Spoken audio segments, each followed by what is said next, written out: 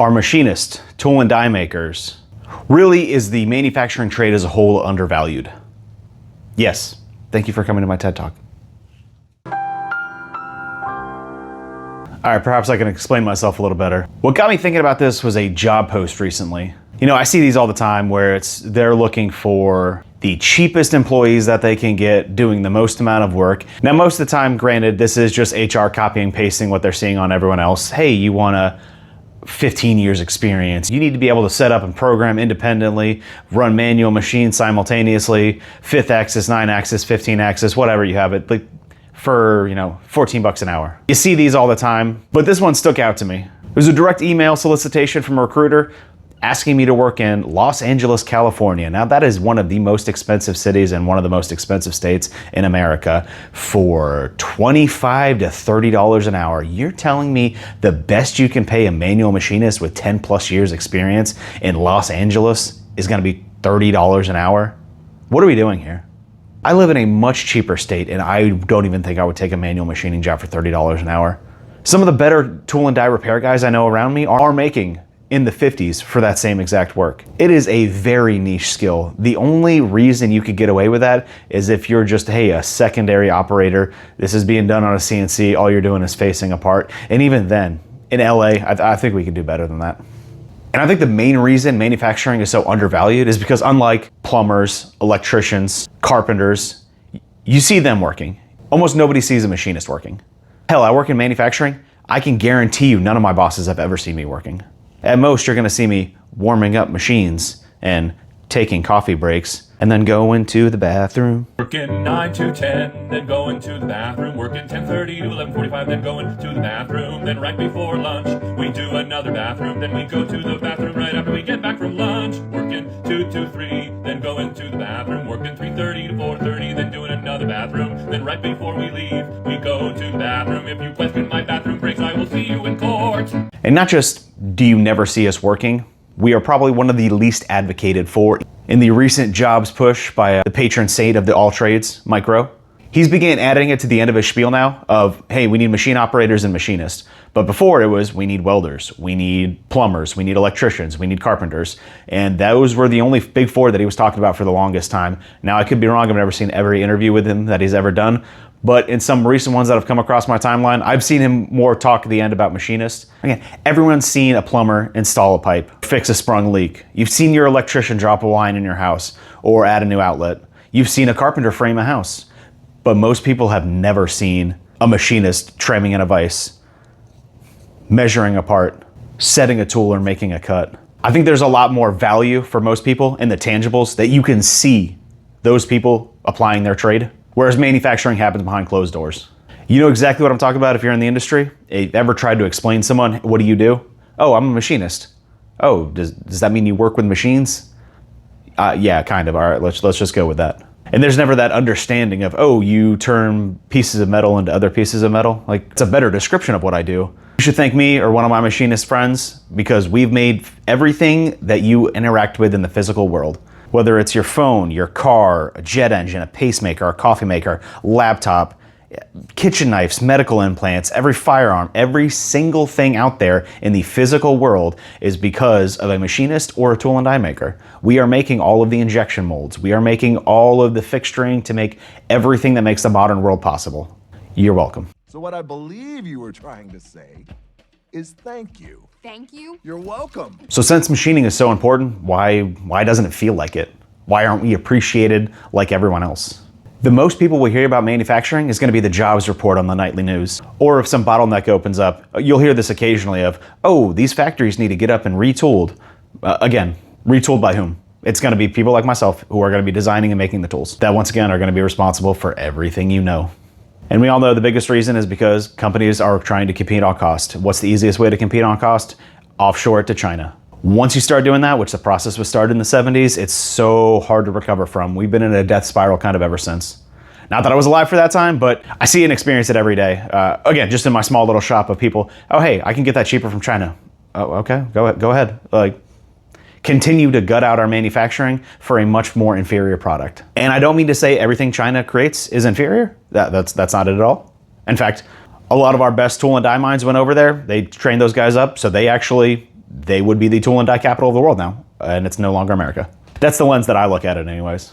But again, it all starts with the company. So most of the time you're gonna have an engineer or a machinist who are going to wanna start a small mom and pop factory. They're either gonna succeed or fail. And if they succeed, usually they're gonna get to a point where they get bought out by a larger company. I think my best example of this is someone like Boeing, who that company was initially run by engineers who had passion for the aerospace industry. And over the years, corporate buyout after corporate buyout, now it's a bunch of bankers and finance bros who run that company, and it's all about the margins. It's not about the safety record. It's not about the coolness of the engineering behind aerospace. And in an effort to drive down prices, you get the enshittification. Now, since they are aerospace, they can't exactly outsource a lot of that stuff to China, but most other companies can. And now that we're in China, we're dealing with slave labor. I think the average Chinese manufacturing worker makes like $2 to $4 a day, something like that. There's no physical way an American can compete with that labor.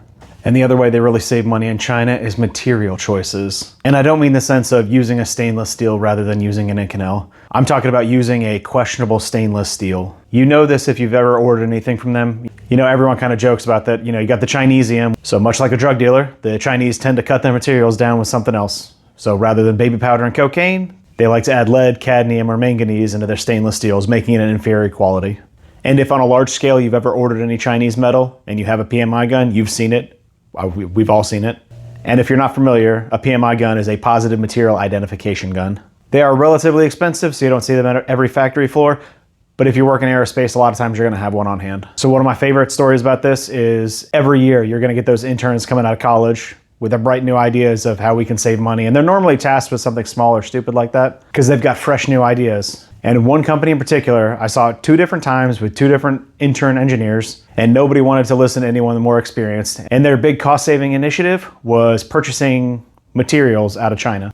So they were figuring we could save about 50% on material cost, including shipping. And at every level through the chain, everyone's super excited about it because $50,000, that's gonna be our bonus now. Regardless of how many red flags anyone threw up, nobody really cared in management. So all right, let's just keep pushing this down. $50,000 saving, this is gonna be great. Material shows up, hit it with that gun, and it is not the correct material composition that is ordered or that is in any of the tracking paperwork. Now, since that material took 2 to 3 months to get to our doors, now we're starting to be late on the actual orders that we need to make. Now we're putting in rush orders for the American companies to make that material, doubling the price. Now, instead of getting that $50,000 savings, you're ending up spending $150,000 or $200,000 in rush expediting getting that material so you can fulfill those orders that you have contracts for. And now legal and financing have a whole web to untangle because we can't use this material. And now you got to claw back some of that money from a Chinese company that's probably going to fold before you get a penny out of them. Another company just wastes about $50,000 for nothing because they think it's a smarter move. And it's not just that we see this on the large scale or the very specialty niche applications where you can't use this material. I know a big trend recently has been all the manganese and lead that people are complaining about in their silverware, specifically out of China. You see it all the time in the States as well. You get your stainless steel flat whale. Most of it's going to be made in China. You get some better quality ones out of like Taiwan and some other places. If possible, I like sticking to America just because I know we're going to use a food grade stainless steel. Again, it's harder to find and they are more expensive. But one thing I hate is when my stainless steel is completely rusted out within a month. And I'm sure everyone out there has had experience with that. So, you know, it's just one more check mark on the box of why I try and stay away from Chinese products because they don't exactly care about the environmental regulations, the safety, or the risks and dangers it's going to present to the end user. But I digress. Now, sometimes that's just greed. Sometimes that's competition. Sometimes it's the customer themselves aren't willing to pay double the price, even though you're getting double the life out of something. Oftentimes, I'm gonna buy the cheapest thing I can at first until it breaks. If I use it enough to break it, then I'm gonna buy the more expensive version, or I'm gonna look at making it myself. And on the topic of lower salaries, one of the huge pushes in the trade, again, especially from the patron saint, Micro himself, is going to be, what's your end goal? The end goal in most trades is to run your own business. That's the huge push of, hey, do you want to make $100,000 to $300,000 a year? You need to start your own crew. You need to run your own welding shop. You need to run your own plumbing service. You need to run your own electrician service. The problem with that is the first trades that I mentioned, those have a relatively low barrier to entry. If you're trying to start that from scratch on the cheap, you can probably get into that for not a whole lot of money. Yes, it gets more expensive as you scale. I've seen plenty of those guys start out as a handyman, do miscellaneous jobs here and there until they get enough money for all the equipment that they want, and then they're off to the races. And again, I've touched on this a little before. You talk to any tool and die guy.